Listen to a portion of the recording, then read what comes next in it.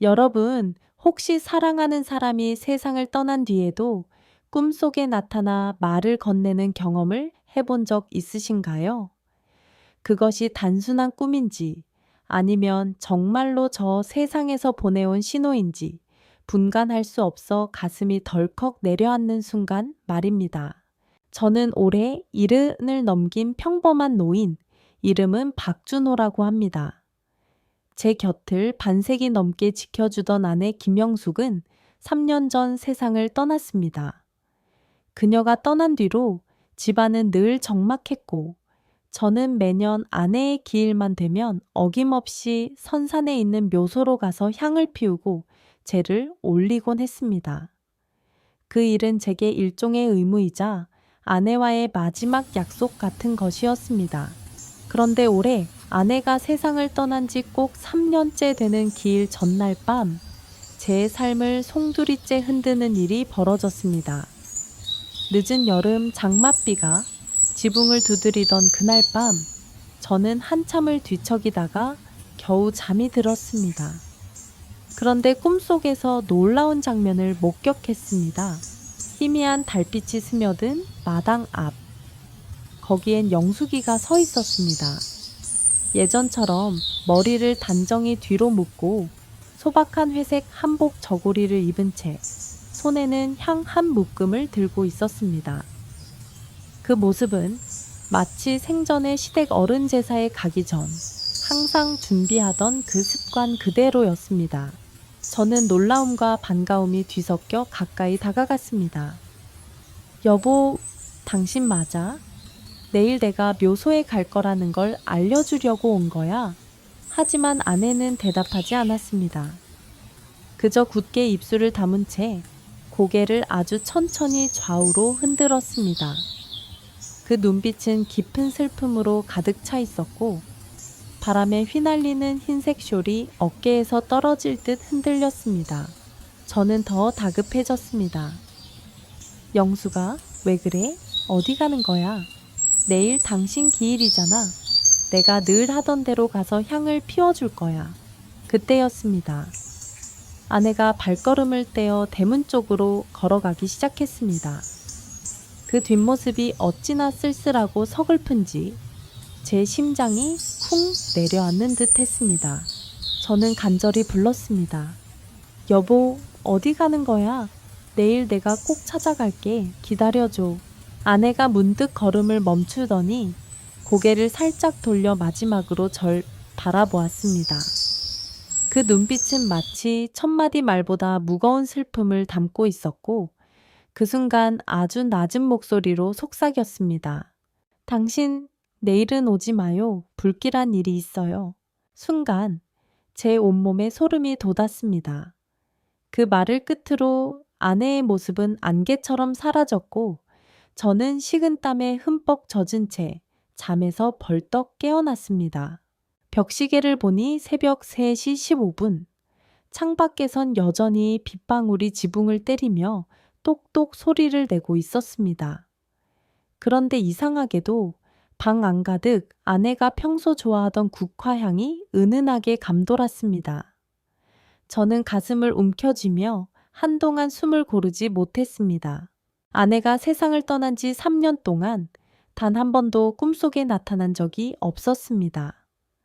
그런데 왜 하필 오늘, 그것도 기일 전날에 나타나 그런 말을 남긴 걸까요? 오지 말라니. 무슨 뜻이지? 내가 매년 묘소에 가서 얘를 올리는 걸 누구보다 기뻐하던 사람이었는데 의문은 꼬리에 꼬리를 물었고 그 밤 이후 저는 도무지 다시 잠을 이룰 수 없었습니다. 동이틀 무렵까지도 심장은 쿵쾅대며 불길한 예감이 머릿속을 떠나지 않았습니다. 아침이 되자 며느리 이수진이 다가와 말했습니다. 아버님, 오늘 시어머니 기일인데 묘소에 가실 거죠? 저는 자동적으로 고개를 끄덕이며 대답했습니다. 그래야지. 내 어머니가 기다리고 계실 거야. 하지만 속마음은 혼란스러웠습니다. 아내의 영혼이 꿈에서 전한 그 경고는 도대체 무슨 의미였을까요? 그날따라 며느리의 미소조차 어딘가 낯설고 말투는 달콤했지만 눈빛은 이상하게 흔들리는 듯 보였습니다. 저는 마음속으로 중얼거렸습니다. 그래, 영수가. 당신이 말한 불길한 일이 뭔지 오늘 내가 반드시 알아내리라. 그 순간 제 삶을 송두리째 바꿔버릴 비극의 문이 천천히 열리고 있음을 저는 아직 알지 못했습니다. 아침 햇살이 흐릿하게 비치는 창가에 앉아 있는데 마음속은 여전히 뒤숭숭했습니다. 머릿속에는 꿈속에서 들은 아내의 목소리가 메아리처럼 맴돌고 있었습니다. 내일은 오지 마요. 불길한 일이 있어요.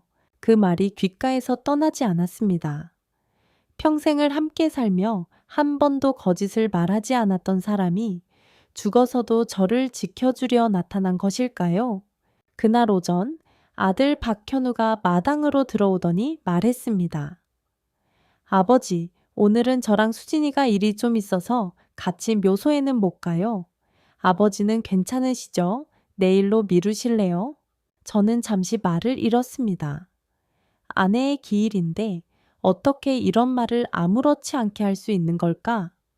그러자 며느리 이수진이 서둘러 덧붙였습니다. 아버님, 저희가 대신 아침에 간단히 상을 차려 놓았어요. 마음으로 기리면 되는 거지 꼭 묘소에 가야 하는 건 아니잖아요. 오늘은 친구 결혼식이 있어서요. 그녀는 부드럽게 웃었지만 저는 그 웃음 속에서 묘한 안도감을 읽을 수 있었습니다. 마치 제가 묘소에 가지 않기를 은근히 바라는 듯한 눈빛이었습니다. 그때 저는 결심했습니다. 그래, 그렇다면 내가 오늘은 내 말대로 혼자 다녀오마. 겉으로는 태연하게 대답했지만 속으로는 이미 계획을 세우고 있었습니다. 오늘은 절대 묘소에 가지 않는다. 대신 아내의 말이 무엇을 의미하는지 직접 확인해 보리라. 점심 무렵 현우와 수지는 단정한 옷차림을 하고 서둘러 집을 나섰습니다. 정장을 입은 아들의 모습은 결혼식에 가는 듯 보였지만 제 눈에는 그 모습조차 부자연스러워 보였습니다. 저는 급히 낡은 코트를 걸치고 챙이 긴 모자를 눌러쓰고 오래된 오토바이에 올라 그들을 멀찍이 따라갔습니다. 마치 전쟁터에서 적의 뒤를 밟던 시절처럼 심장이 쿵쾅거리며 뛰었습니다. 노인이 된 지금 이런 행동을 하게 될 줄은 꿈에도 몰랐습니다. 시내로 향하는 도로에서 그들의 차를 따라가며 저는 속으로 중얼거렸습니다. 영수가 내가 당신 말대로 안 갔어. 대신 오늘 내가 꼭 알아낼게. 당신이 왜 그런 말을 했는지. 약 20분쯤 지났을까.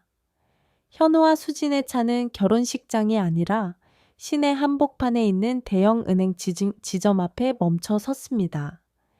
저는 서둘러 근처 카페에 들어가 창가 자리에 앉아 그 모습을 지켜보았습니다.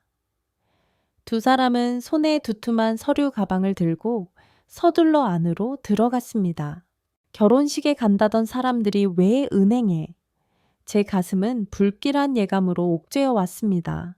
뜨거운 아메리카노를 시켰지만 입술에 대는 순간 쓰디쓴 맛만 맴돌 뿐 정신은 더 흐려졌습니다.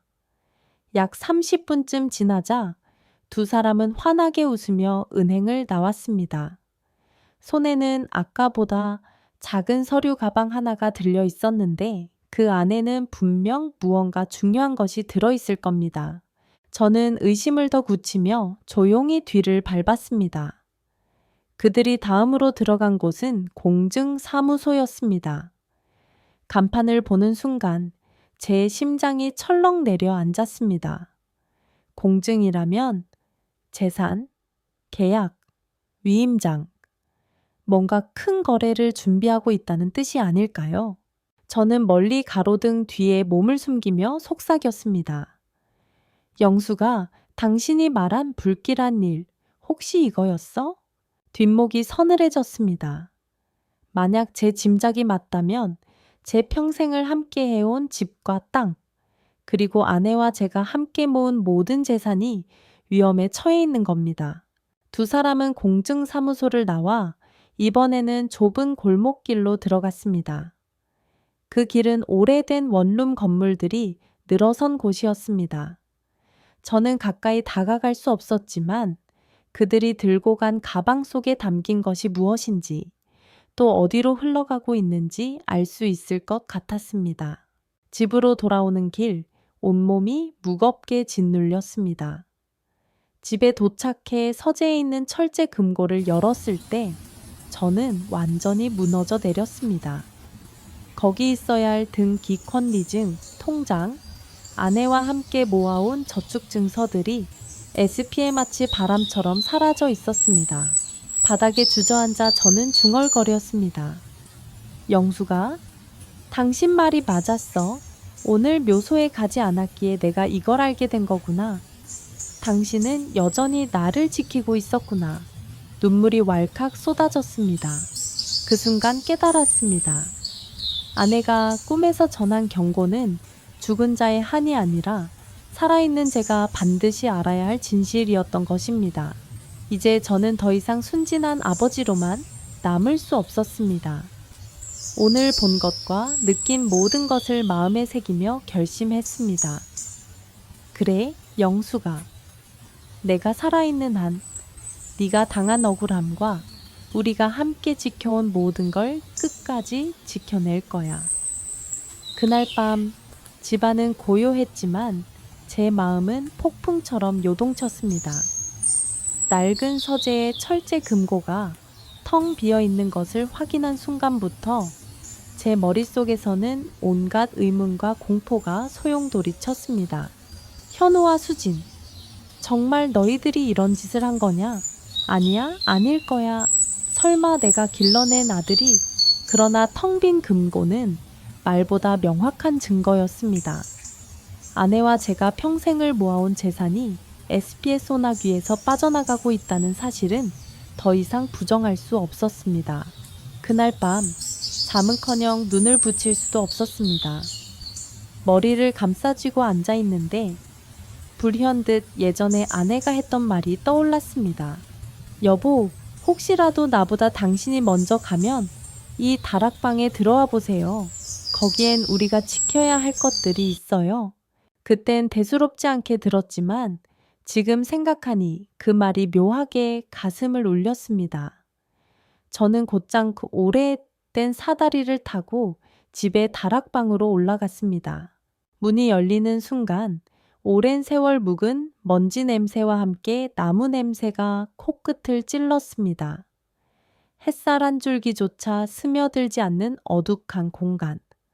하지만 그 안에는 아직도 아내의 손길이 남아있는 듯 했습니다. 구석에는 우리가 젊은 시절 함께 찍은 흑백 사진 액자가 놓여 있었고 결혼식 때 받은 작은 선물 상자도 보였습니다. 그러다 제 눈에 낡은 참나무 상자가 들어왔습니다. 평소 아내가 이건 내 보물 상자니까 아무도 손대지 마 라며 아끼던 상자였습니다. 상자에는 작은 자물쇠가 채워져 있었는데 저는 그 비밀번호를 짐작할 수 있었습니다. 바로 우리의 결혼기념일이자 평생 함께 기억해온 날짜 1978년 5월 15일. 덜컥 자물쇠가 열리는 소리가 났습니다. 손이 떨려 상자를 열어보니 안에는 낡은 일기장 몇 권과 함께 작은 검은색 USB 메모리 하나가 들어있었습니다.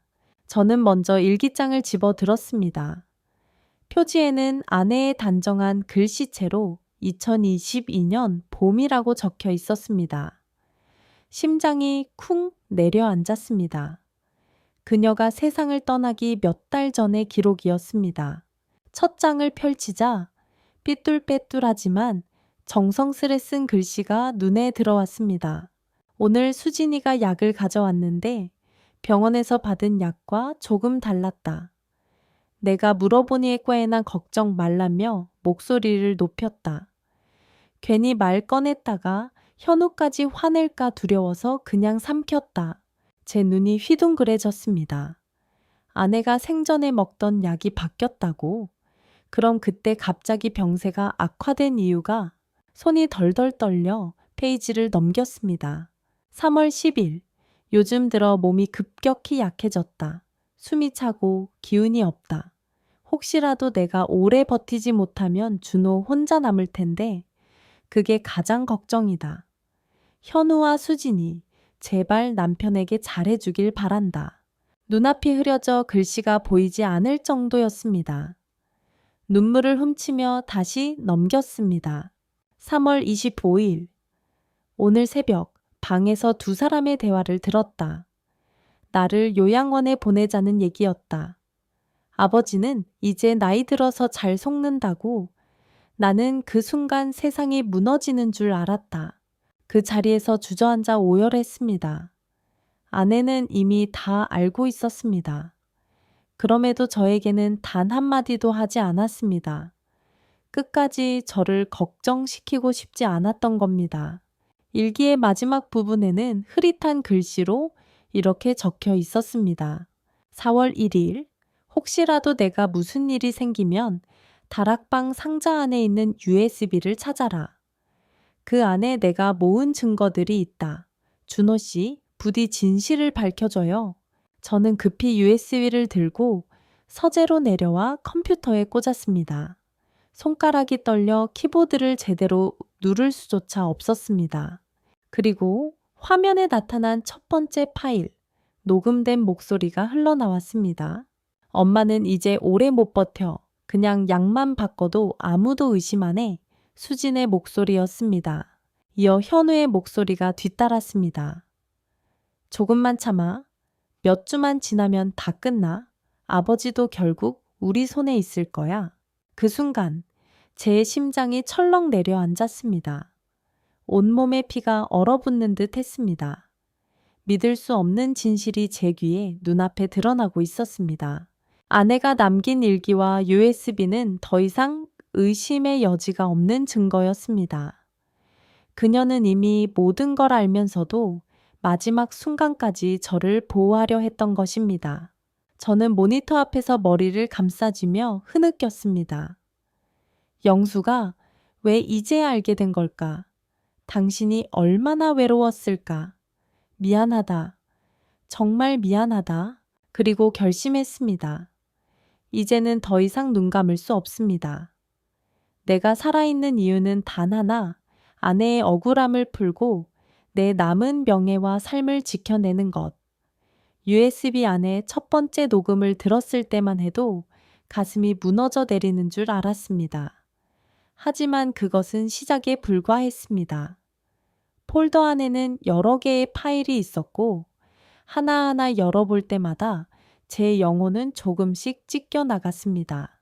두 번째 파일을 클릭하자 화면에 흐릿한 영상이 떴습니다. 거실 구석에 몰래 설치된 것 같은 휴대폰 촬영 영상이었습니다. 화면 속에는 며느리 이수진이 약 상자를 열어보더니 정품 약을 싹 빼내고는 작은 봉투에서 다른 알약을 꺼내 대신 채워 넣는 모습이 보였습니다. 그 표정은 차갑고 무심했습니다. 마치 오래전부터 반복해온 일처럼 손길에는 망설임조차 없었습니다. 저는 모니터를 붙잡은 채 절규했습니다. 이럴 수가, 영수가 당신이 먹던 약이 이거였구나. 그래서 그렇게 빨리 약해진 거였어. 영상은 거기서 끝나지 않았습니다. 다음 파일에는 수진이 은밀히 저축통장을 꺼내 들고 나가는 모습이 잡혀 있었습니다. 뒤이어 아들 박현우가 방 안에서 수진과 속삭이며 말했습니다. 조금만 기다려. 서류 정리 다 끝나면 집도 우리 이름으로 넘어와. 아버지는 눈치도 못 챌 거야. 그 말에 수진은 키득거리며 대답했습니다. 그러면 해외로 떠나버리는 거야. 아버님이 무슨 수로 우리를 찾겠어? 저는 의자에서 그대로 무너져 내려 바닥에 주저앉았습니다. 온몸의 힘이 빠져나가고 눈앞은 아득해졌습니다. 분노, 배신감, 절망이 한꺼번에 몰려와 숨조차 막혔습니다. 세 번째 영상은 더 잔인했습니다.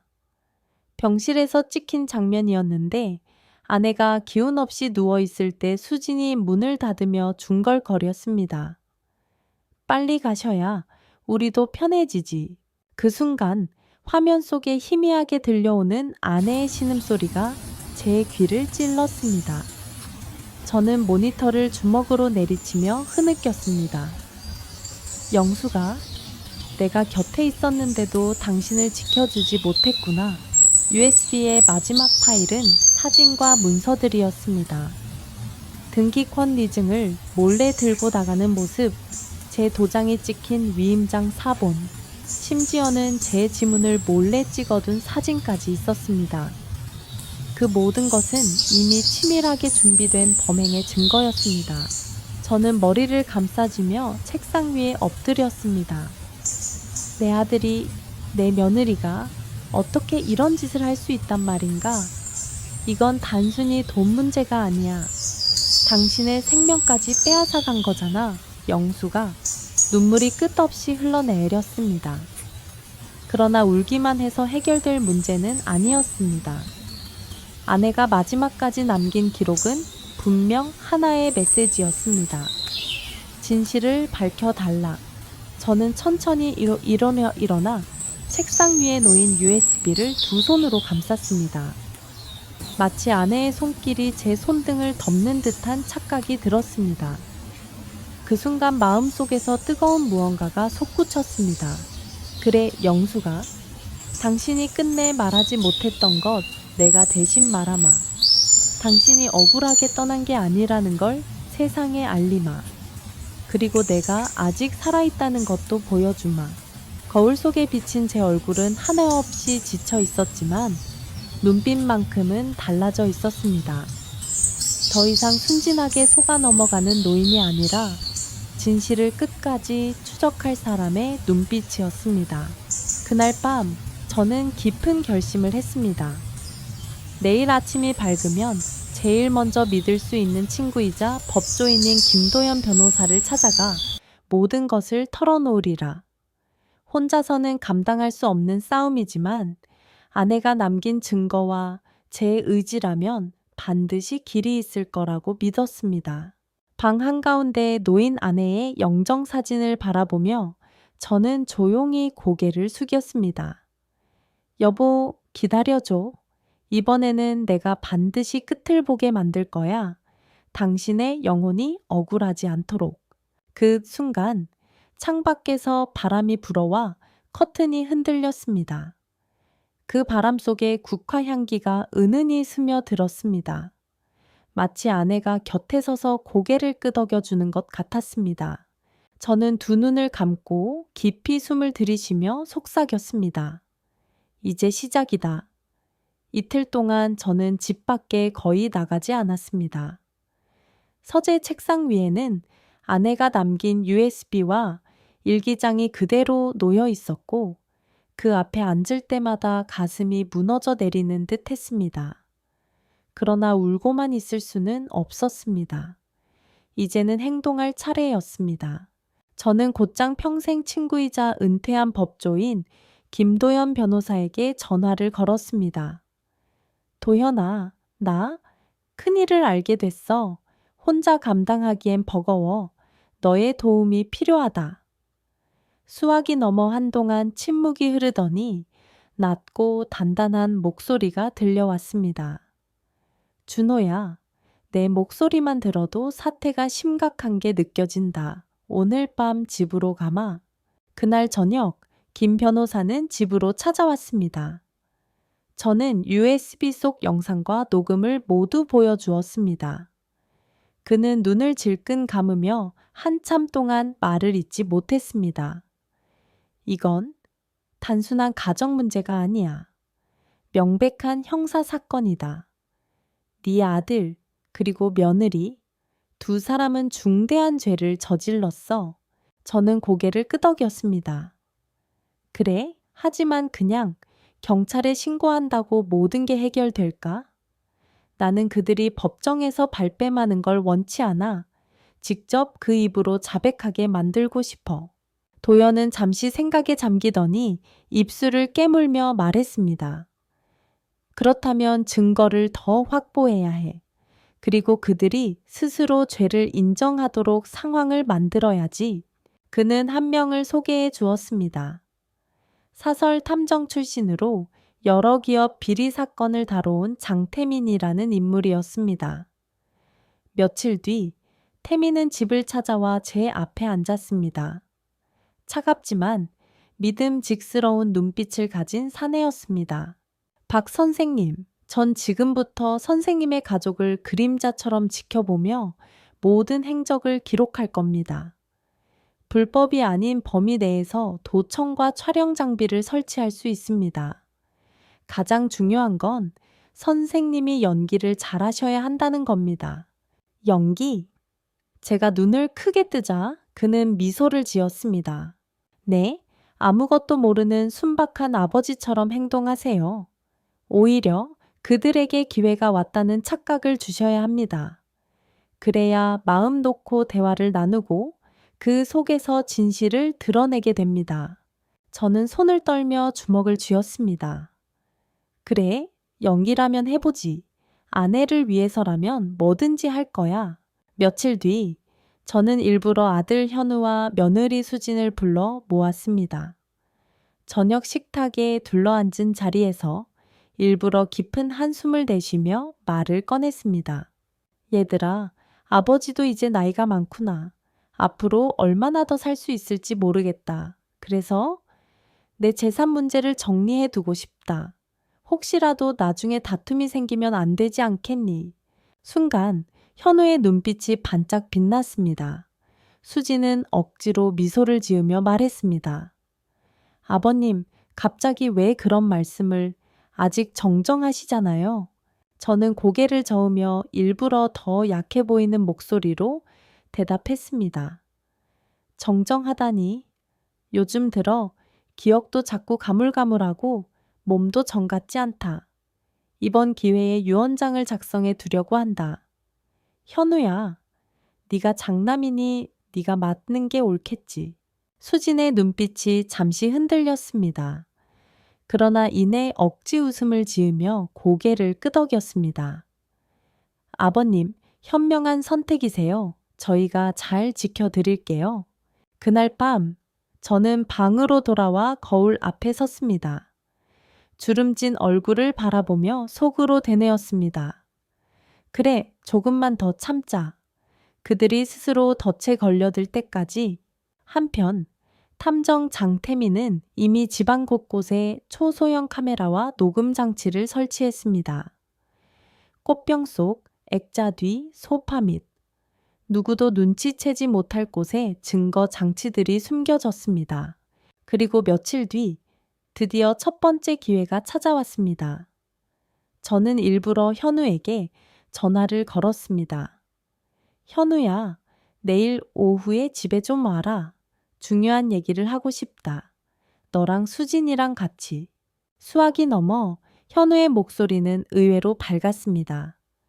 알았어요, 아버지. 내일 뵙겠습니다. 전화를 끊은 뒤 저는 책상 위에 놓인 아내의 사진을 바라보며 조용히 속삭였습니다. 여보, 이제 곧 진실이 드러날 거야. 당신이 남긴 증거와 내 연기가 하나로 이어져서 저들의 본색을 세상 앞에 보여주게 될 거야. 그날 밤 창밖에서는 빗소리가 조용히 내리고 있었습니다. 하지만 제 마음은 이상하게도 고요했습니다. 마치 오래 기다린 싸움의 순간이 다가왔음을 직감한 것처럼. 다음 날 오후 집안은 평소보다 유난히 정갈하게 정리되어 있었습니다. 탐정 장태민이 설치한 카메라와 녹음 장치들이 조용히 작동하고 있다는 사실을 아는 사람은 저와 김도현 변호사뿐이었습니다. 저는 일부러 식탁 위에 고등 어구이와 된장찌개, 그리고 아내가 생전에 즐겨 만들던 호박전까지 차려놓았습니다. 아배우님, 오늘 상차림이 아주 푸짐하네요. 며느리 수진이 억지 웃음을 지으며 자리에 앉았습니다. 아들 현우도 곧장 따라 앉았는데 그의 표정에는 은근한 기대가 묻어 있었습니다. 저는 일부러 힘겹게 젓가락을 들며 말했습니다. 얘들아, 오늘은 특별히 너희랑 이야기를 나누고 싶어서 이렇게 차렸단다. 나도 이제 나이가 많아. 앞으로 내 재산 문제를 분명히 해 두어야 할 것 같구나. 현우의 손이 순간적으로 멈췄다가 이내 밥그릇을 만지작거리며 물었습니다. 아버지, 정말로 유언장을 쓰시려는 겁니까? 저는 고개를 천천히 끄덕였습니다. 그래, 재산이란 건 결국 흙일 뿐이지만 괜히 남기고 가면 다툼의 씨앗이 되잖니. 너희 어머니도 살아 계셨다면 정리해 두라고 하셨을 거야. 수지는 입꼬리를 억지로 끌어올리며 상냥한 척 대답했습니다. 아버님, 현우 오빠가 장남이니 당연히 맡아야죠. 저희가 책임지고 잘 모시겠습니다. 그 말투는 달콤했지만 눈빛 속에는 탐욕이 숨겨져 있었습니다. 저는 속으로 치를 떨면서도 겉으로는 천연덕스럽게 웃으며 숟가락을 내려놓았습니다. 그런데 한 가지 묻고 싶은 게 있다. 순간 두 사람의 시선이 동시에 제게 꽂혔습니다. 저는 일부러 목소리를 낮추며 말을 이었습니다. 너희 어머니, 병세가 갑자기 심해진 게 이상하더구나. 의사가 처음엔 큰 병이 아니라고 했는데 갑자기 왜 그렇게 약해졌을까? 혹시 약은 누가 챙겼니? 순간 수진의 표정이 굳어졌습니다. 그러나 그녀는 곧 억지로 웃으며 대답했습니다. 제가 챙겼죠, 아버님. 의사가 처방한 그대로 드렸어요. 시어머니가 원래 몸이 약하셨잖아요. 저는 눈을 가늘게 뜨며 그녀를 바라보다가 다시 아들을 향했습니다. 현우야, 혹시 어머니가 남긴 통장이나 문서 같은 건 없었니? 내 기억엔 몇 장 있었던 것 같은데. 현우는 갑자기 헛기침을 하며 고개를 저었습니다. 그런 건 다 오래전에 정리했잖아요, 아버지. 지금은 없을 겁니다. 저는 그 순간을 놓치지 않고 단호하게 말했습니다. 아니, 다 있던 걸 내가 기억한다. 금고에 넣어두었지. 그런데 며칠 전 열어보니 비어있더구나. 이게 어떻게 된 거냐. 순간 식탁 위에 공기가 얼어붙었습니다. 수지는 당황한 듯 숟가락을 떨어뜨렸고 현우는 눈빛이 흔들렸습니다. 그러다 그는 억지로 웃으며 변명했습니다. 아버지, 혹시 착각하신 거 아닐까요? 요즘 기억이 가끔 흐릿하시잖아요. 저는 그 말을 기다렸다는 듯 웃음기를 거두고 목소리를 낮게 깔았습니다. 그래, 내가 늙어 기억이 흐릿하다고 생각했겠지. 하지만 네 어머니는 바보가 아니었다. 그녀는 이미 모든 걸 알고 있었다. 그리고 증거를 남겼다. 그 순간 저는 USB를 꺼내 식탁 위에 올려놓았습니다. 여기 안에 다 들어있다. 약을 바꾼 것도, 통장을 빼돌린 것도, 그리고 아버지를 요양원에 보내려던 너희의 대화까지. 현우의 얼굴이 하얗게 질렸습니다. 수지는 자리에서 벌떡 일어나 소리쳤습니다. 거짓말이에요. 저건 조작된 거예요. 그러나 목소리는 떨렸고 손은 심하게 흔들렸습니다. 그 순간 현관문이 열리며 2명의 경찰과 김도현 변호사, 그리고 탐정 장태민이 들어왔습니다. 박현우 씨, 이수진 씨, 두 분은 재산 강탈 및 상해치사 혐의로 긴급 체포합니다. 순간 현우가 분노에 차 외쳤습니다. 아버지, 이건 다 아버지가 꾸민 함정이잖아요. 어떻게 친아들을 이렇게? 저는 그의 눈을 똑바로 바라보며 대답했습니다. 함정을 판 건 내가 아니야. 너희 스스로가 욕심에 빠져 무덤을 판 거지. 경찰이 두 사람의 손목에 수갑을 채우는 동안 수지는 울부짖었습니다. 아버님, 제발 말씀 좀 해주세요. 우린 그저... 하지만 그 변명은 허공에 흩날릴 뿐이었습니다. 저는 조용히 아내의 영정사진을 바라보며 속으로 중얼거렸습니다. 여보, 이제 됐어. 당신이 남긴 증거로 진실이 밝혀졌어. 거실 안은 무겁고도 서늘한 정적에 휩싸였습니다.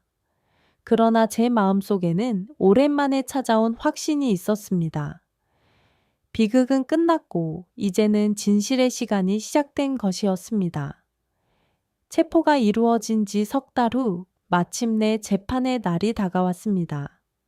법원 앞에는 기자들과 구경꾼들이 몰려 있었고 사람들은 이 사건을 두고 가정에서 벌어진 가장 참혹한 비극이라고 수군거렸습니다. 저는 고개를 숙이고 법정 안으로 들어섰습니다. 심장이 쿵쾅거리며 터질 듯 뛰었지만 발걸음은 무겁게 법정 안으로 향했습니다. 재판장은 조용했지만 긴장된 공기가 뼛속까지 파고들었습니다. 피고석에는 아들 현우와 며느리 수진이 앉아 있었습니다. 현우는 삐쩍 마른 얼굴에 눈 밑은 깊게 꺼져 있었습니다. 머리는 헝클어져 있었고 손목에는 여전히 수갑 자국이 선명했습니다. 그 모습을 보는 순간 제 가슴은 또다시 갈기갈기 찢어졌습니다. 저 아이가 정말 내 아들이 맞는가?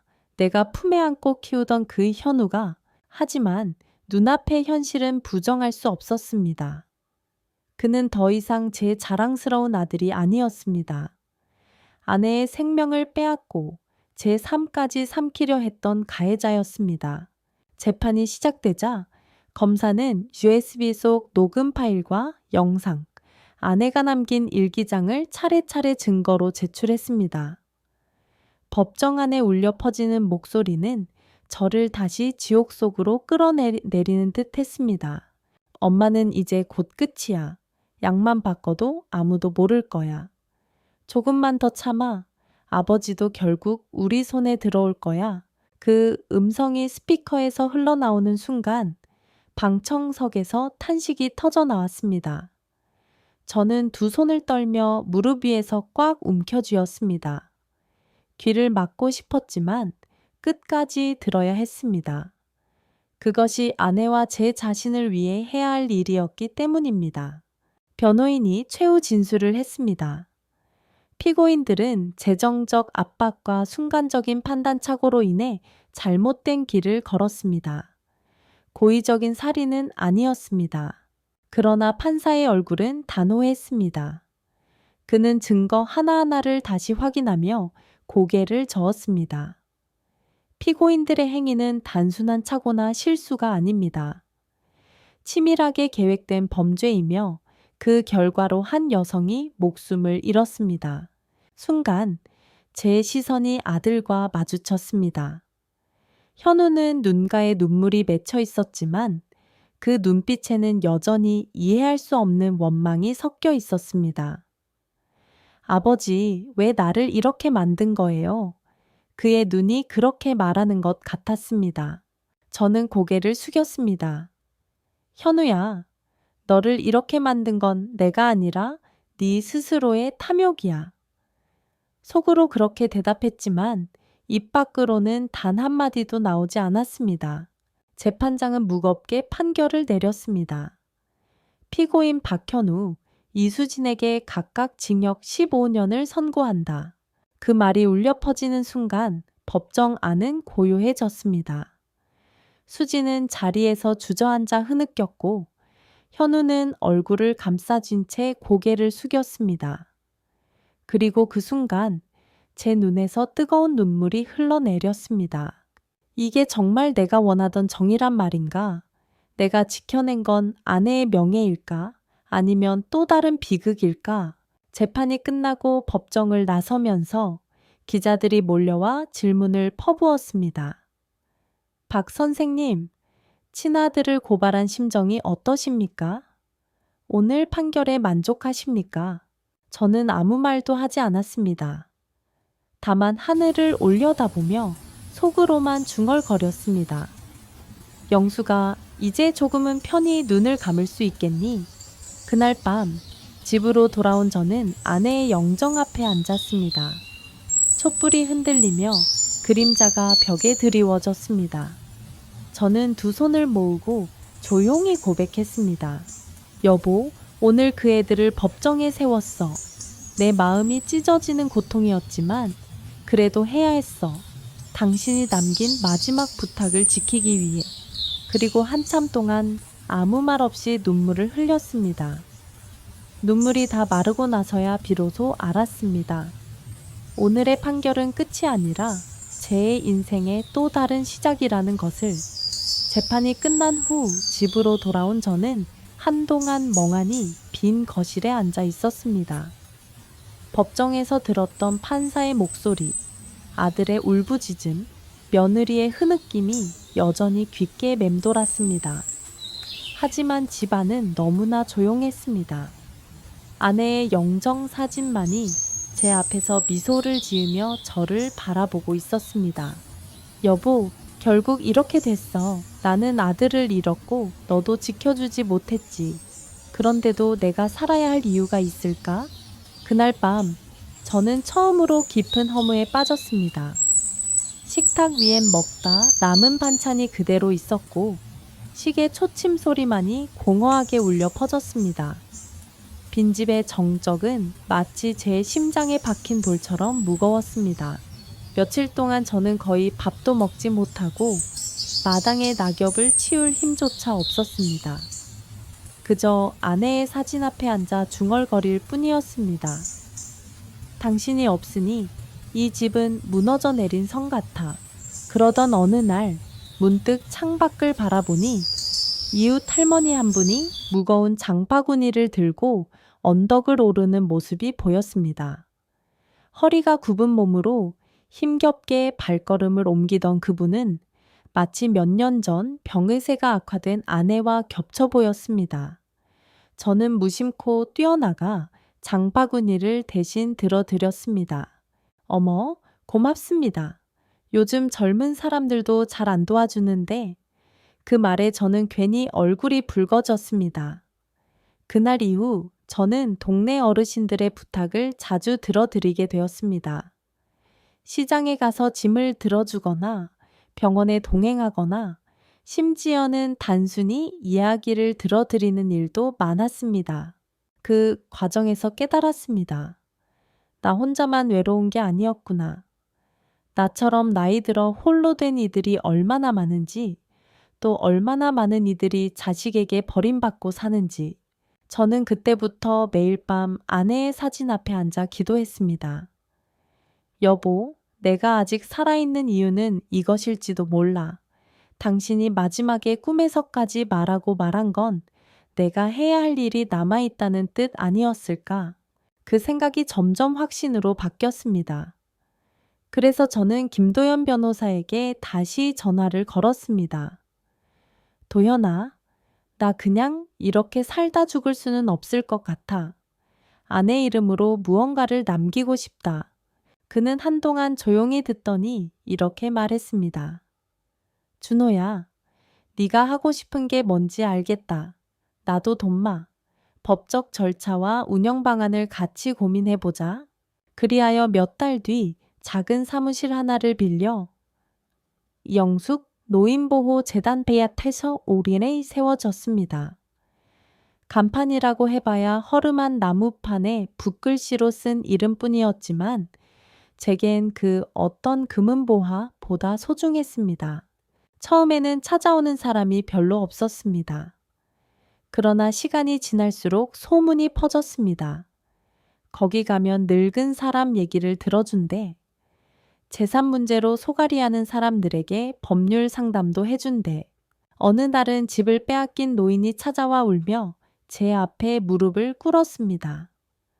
선생님, 저를 살려주십시오. 저는 손을 잡아 일으키며 말했습니다.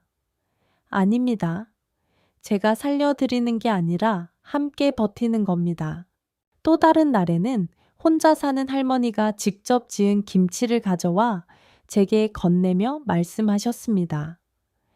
내 얘기를 들어준 사람은 자네가 처음이야. 그 은혜를 어떻게 갚나? 저는 그 순간 마음 한구석이 따뜻하게 차오르는 걸 느꼈습니다. 재단은 조금씩 자리를 잡아갔고 뜻을 같이 하는 봉사자들도 하나둘 모여들었습니다. 젊은 사회복지사, 은퇴한 판사, 그리고 의사까지. 그들은 모두 저와 같은 생각을 가지고 있었습니다. 나이 들었다고 버려져서는 안 된다. 존엄을 지켜야 한다. 재단 일을 하면서 저는 스스로 치유되는 것을 느꼈습니다. 아내를 지켜주지 못했다는 죄책감이 조금씩 옅어졌고 다시금 웃을 수 있게 되었습니다. 무엇보다도 아내가 남긴 사랑이 여전히 제 안에서 살아 숨쉬고 있다는 것을 확신하게 되었습니다. 밤이 깊어 사무실 불을 끄고 집으로 돌아오는 길, 저는 늘 하늘을 올려다보곤 했습니다. 그리고 속으로 중얼거렸습니다. 여보, 보고 있지? 당신 이름으로 많은 사람들이 웃고 있어. 내가 아직 살아있는 이유가 이제는 분명해졌어. 재단을 세운 지 1년쯤 지나자 제 삶은 완전히 달라져 있었습니다. 예전에는 매일같이 아내의 영정 앞에서 눈물을 흘리며 죄책감에 짓눌려 살았지만 이제는 매일 아침 눈을 뜨면 오늘은 누구를 도울 수 있을까 하는 기대감으로 하루를 시작했습니다. 동네 사람들도 저를 새롭게 보기 시작했습니다. 골목길을 지나가면 아이들이 먼저 달려와 할아버지 하고 인사했고 어르신들은 박 선생님 덕분에 힘을 낼 수 있다고 말했습니다. 어느새 사람들은 저를 동네 할아버지, 우리 마을의 큰 어른이라고 부르게 되었습니다. 처음엔 어색했지만 시간이 흐르자 그 호칭이 제게 큰 위로가 되었습니다. 아내와 함께 꾸려가던 집이 더 이상 공허하지 않았습니다. 아내는 곁에 없었지만 사람들의 따뜻한 눈빛 속에서 여전히 살아있는 듯 느껴졌습니다. 어느 날 저녁, 동네 아이 몇 명이 집 앞에 모여 있었습니다. 할아버지, 내일 학교에서 역사 발표회가 있는데 발표문 좀 봐주실래요? 할아버지, 수학 문제 모르겠어요. 알려주세요. 그 아이들의 눈망울 속에 호기심과 믿음이 반짝이고 있었습니다. 저는 웃으며 그들을 집 안으로 불러들였습니다. 거실에 둘러앉아 과제를 봐주고 옛날 이야기를 들려주었습니다. 내가 너희 또래였을 때는 말이야. 전기도 자주 끊기고 촛불 밑에서 책을 읽었단다. 아이들은 입을 다물지 못하고 귀 기울였습니다. 그 웃음소리와 떠들썩한 기운이 집안을 가득 채우자 저는 가슴 깊이 따뜻한 온기를 느꼈습니다. 그날 밤 아내의 사진 앞에서 중얼거렸습니다. 여보, 당신이 떠난 빈자리를 이 아이들이 메워주고 있어. 우리 집이 다시 웃음소리로 가득 차고 있네. 하지만 여전히 마음속 깊은 곳엔 아들 현우에 대한 상처가 남아 있었습니다. 그가 저지른 죄는 용서받기 힘든 것이었지만 동시에 그는 제 피와 살로 이어진 아들이기도 했습니다. 재단 일을 하면서 저는 수많은 부모들의 이야기를 들었습니다. 아들이 내 재산을 다 가져가 놓고 연락도 끊었어요. 며느리가 날 요양원에 보내버렸습니다. 그들의 눈물은 곧 제 눈물이기도 했습니다. 그런 사연을 들을 때마다 저는 마음속으로 스스로에게 물었습니다. 나는 내 아들을 끝내 미워만 해야 할까? 아니면 조금이라도 용서해야 할까? 그러던 어느 날 교도소에서 편지가 한 통 도착했습니다. 봉투에는 낯익은 글씨체로 한 버위에 보내는 사람, 박현우, 퍼머라고 적혀 있었습니다. 손이 떨려 쉽게 뜯지 못하다가 한참이 지나서야 봉투를 열었습니다. 아버지, 저는 여전히 용서를 바라지 않습니다. 다만 하루라도 제 잘못을 잊고 편히 주무셨으면 합니다. 어머니 꿈에 나오시면 제발 제가 뉘우치고 있다고 전해주세요. 짧은 글귀였지만 종이에는 눈물 자국이 번져 있었습니다. 저는 한참 동안 그 편지를 가만히 쥐고 앉아 있었습니다. 눈물이 왈칵 쏟아졌습니다. 현우야, 너는 나를 배신했지만 그래도 내 아들이구나. 네가 울며 용서를 구하고 있다는 사실만으로도 아버지는 조금은 놓아줄 수 있을 것 같다. 그날 밤, 저는 처음으로 아들을 향해 진심으로 기도했습니다. 하나님, 부처님, 어떤 분이라도 좋으니 제 아들을 지켜주십시오. 그는 이미 죗값을 치르고 있으니 남은 생은 뉘우치며 살게 해주십시오. 그 순간 제 마음 한구석에서 오래 묵혀있던 매듭이 조금씩 풀려나가는 것을 느꼈습니다. 아내의 사진 앞에서 저는 속삭였습니다. 여보, 당신이 하늘에서 보고 있다면 이제는 우리 아들을 미워하지 말고 함께 지켜봅시다. 용서란 결국 우리를 위한 것 아니겠어? 그날 이후 저는 아이들에게 더 많은 웃음을 주었고 어르신들의 손을 더 따뜻하게 잡아드렸습니다. 동네 사람들은 저를 단순한 재단, 이사장이 아니라 마을의 할아버지 엄버빼로 여기기 시작했습니다. 이제 저는 더 이상 과거의 상처에만 매달리지 않았습니다. 슬픔은 여전히 남아 있었지만 그 위에 희망의 싹이 자라나고 있었습니다. 저는 깨달았습니다. 삶은 잃은 것을 세는 게 아니라 남은 것으로 다시 시작하는 것이다. 시간은 참 빠르게 흘렀습니다. 재단을 세운 지 벌써 3년, 저는 어느덧 70을 훌쩍 넘긴 노인이 되어 있었습니다. 하지만 제 마음은 이전보다 훨씬 가볍고 제 걸음은 여전히 단단했습니다. 재단의 규모도 조금씩 커졌습니다. 처음엔 작은 방 하나에서 시작했던 일이 이제는 구청의 도움을 받아 2칸짜리 사무실로 옮겨갔습니다. 벽에는 이영숙 노인보호재단이라는 간판이 새롭게 걸렸고 매주 월요일이면 어르신들이 삼삼오오 모여 들었습니다.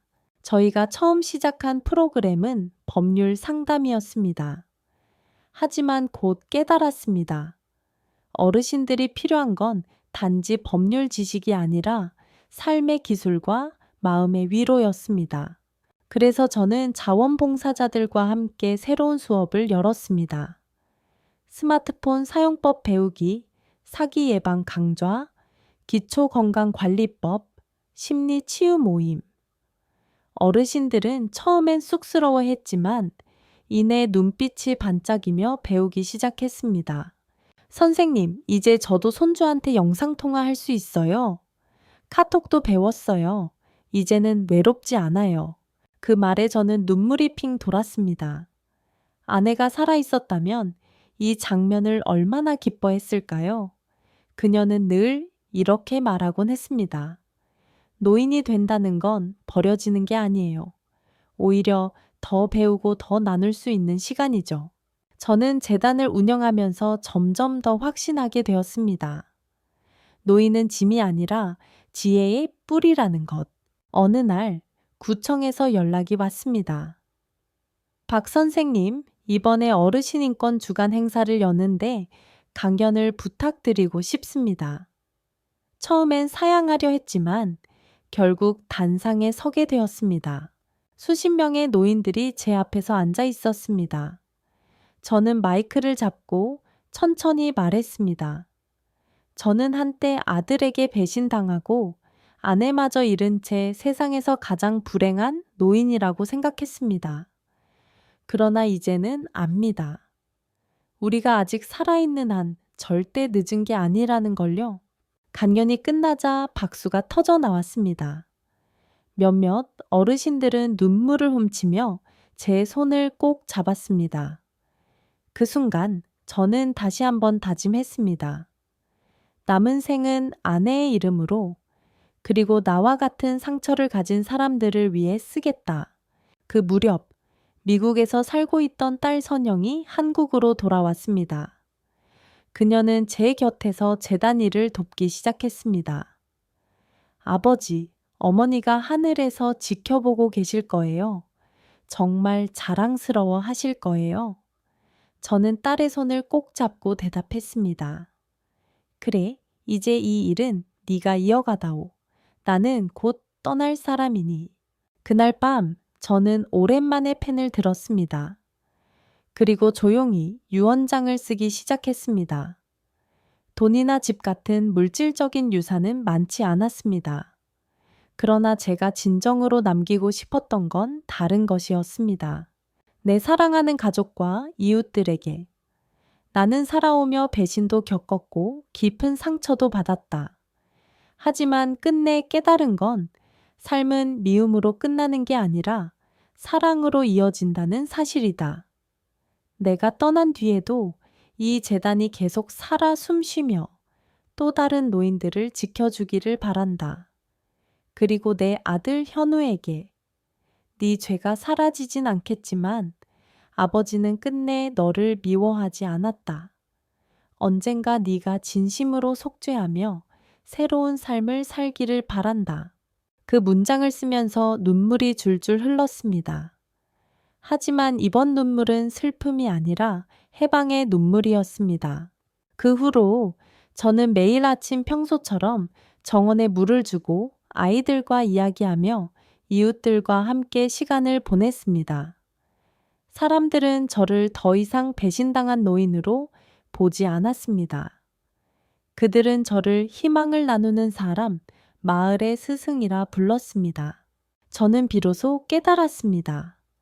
아내가 떠난 그날로 끝났다고 생각했던 삶이 사실은 새로운 시작이었다는 것을. 세월은 어느새 제 어깨 위에 하얀 눈처럼 내려앉았습니다. 70을 훌쩍 넘기고 팔순 가까운 나이가 되니 거울 속 제 모습이 때로는 낯설게 느껴지곤 했습니다. 그러나 마음만은 여전히 바쁘게 뛰었습니다. 재단은 딸 선영의 손에 의해 잘 운영되고 있었고 저는 그저 매일 작은 정원을 가꾸며 아이들과 대화를 나누는 일로 하루를 채웠습니다. 그러던 어느 날 교도소에서 다시 편지가 도착했습니다. 보낸 이 박현우. 손이 떨려 쉽게 뜯지 못했지만 결국 마음을 다잡고 봉투를 열었습니다.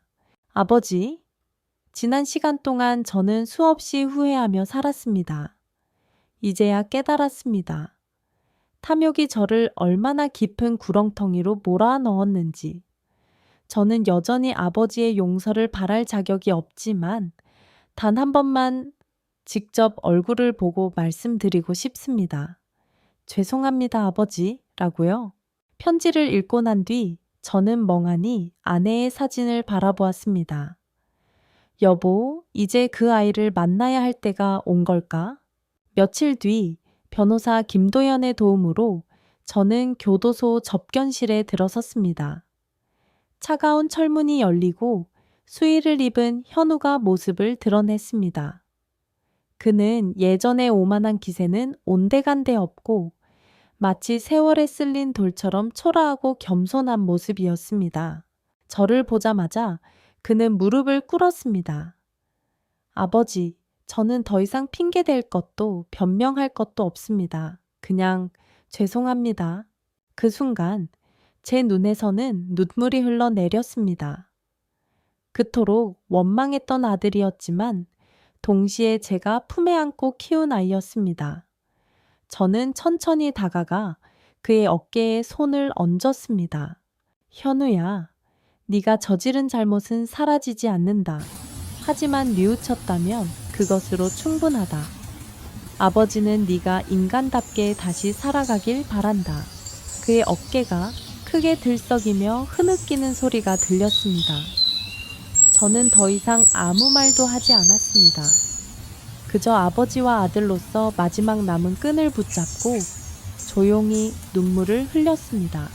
그날 집으로 돌아오는 길, 하늘은 유난히 맑고 푸르렀습니다. 구름 사이로 빛이 쏟아져 내려 마치 오래전 아내가 미소 지으며 손을 흔드는 듯 했습니다. 그 후로 몇 해가 지나 저는 다시 펜을 들었습니다. 이번에는 일기장도 유언장도 아닌 제 삶을 마무리하는 마지막 편지였습니다. 나의 사랑하는 이들에게.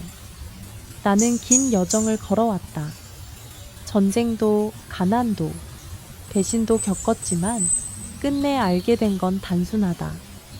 사람은 결국 사랑으로 살아야 한다는 것.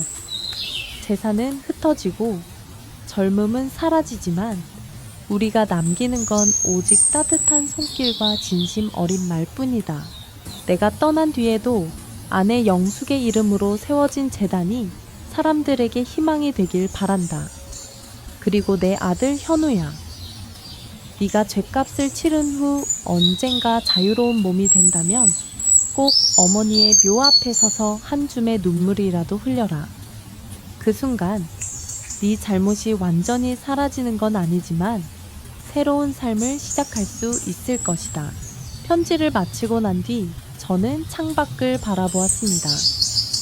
정원에서는 동네 아이들이 뛰어놀고 있었고 마당 한켠에는 제가 심은 국화가 바람에 흔들리고 있었습니다. 그때 알았습니다. 이제 충분하다. 나는 더 이상 두려울 게 없다.